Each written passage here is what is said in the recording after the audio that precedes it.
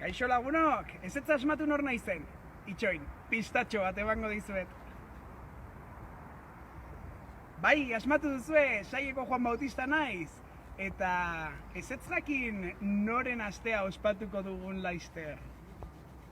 Bai, baina gauza bat, nago pixkat kezkatuta zeren etorri naiz nire eskolara eta ez ditut ikusten ez umeak, ez irakasleak, ez familiak, ez ezer, eta ez dakiz. Itxoin, barkatu, pixka separatu, pixka turrun, zer gertatzea? Ba hori galdetzen dut nik, zer gertatzen da? Nun daude umeak, nun daude? Ez que gauzatxo bat gertatu da pixka berezia, eta aur guztik eta irakasleak eta denak etxean daude. Etxean? Baina etxean baldin badaude ezingo ditugu nere jaiak ospatu. Bai, ospatuko ditugu, baina beste modu batean, telematikoki. Telemazer?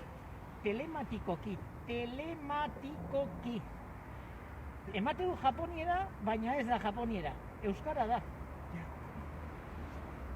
Bueno, azaldu egingo dizut, etorri nerekin, baina distantzia batean hori bai, lortu behar duzu. Olako maskarilla bat, guante batzuk, eta dena azalduko dizut, bale? Torri. Bueno, eta